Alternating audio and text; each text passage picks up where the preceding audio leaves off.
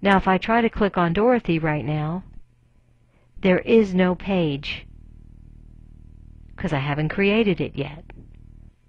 I'll hit the back button and I'll just test. It's looking for Tin Man, and I'll test again. It's looking for Scarecrow, and I'll test again. It's looking for the Lion page. Very good. Now that I've tested all my hotspot areas, I can close my browser window and return to Dreamweaver. Now I'm ready to insert a rollover link, and it uses a JavaScript behavior. I'm going to scroll down to the bottom and go down to the last word of my paragraph and press the return key. And maybe I'll press it twice just so I can have a little space down in here to work. Now what I want to do is insert a rollover button. I can go up to the Insert menu, Image Objects, Rollover Image. This will bring up a dialog box. I'll start off with an image name, and I'll call it Slippers. It's the Ruby Slippers. My original image will be Slippers 1, so I'll go browse for it.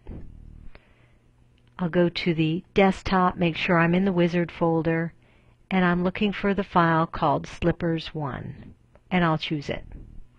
And then I'll go browse for the rollover, which will be Slippers 2, which happens to be a black and white image. So the color will swap for the black and white. Need to put in some alternative text, and that will say link to home page.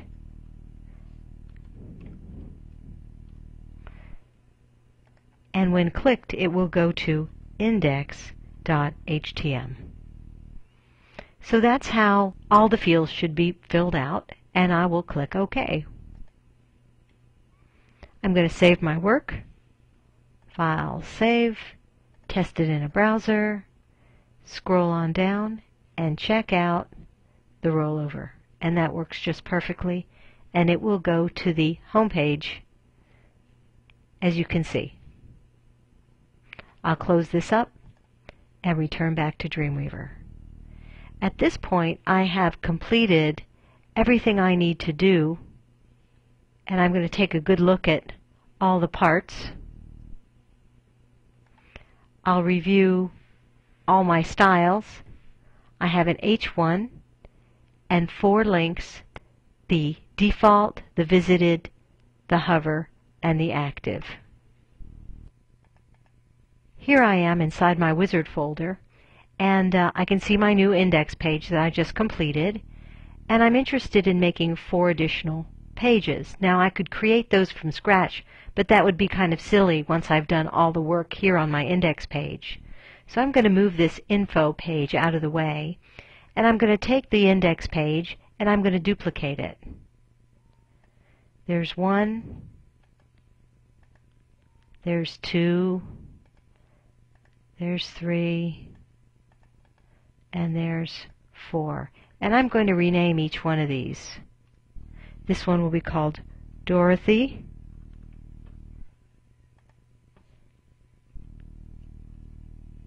Scarecrow,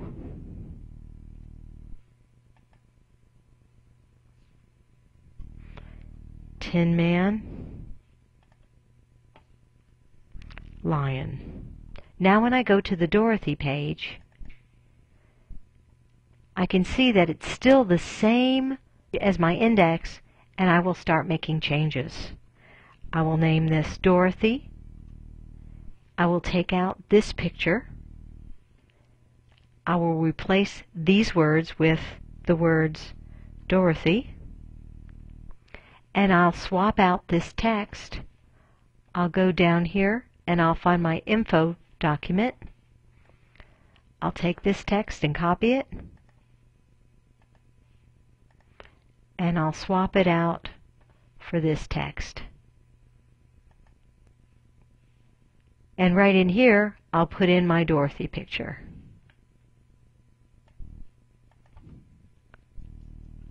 Dorothy, period.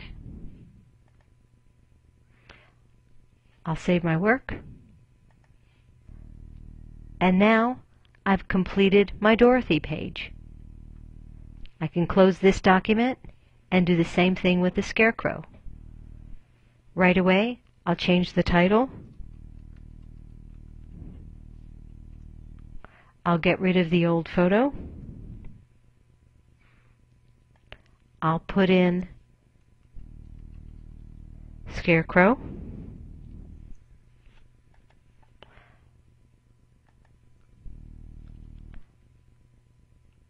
I'll get the text.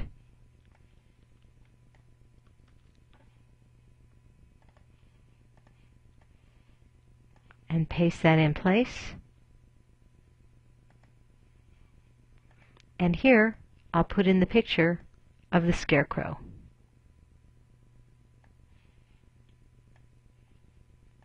Type in the alternative text.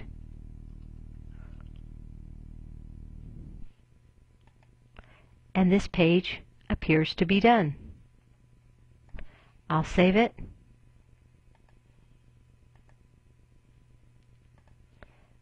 And I would continue on with the same process for the Tin Man and the Lion. At this point, I'm in my Wizard project folder, and I can return to my index page and actually check the links that go to Dorothy and to Scarecrow.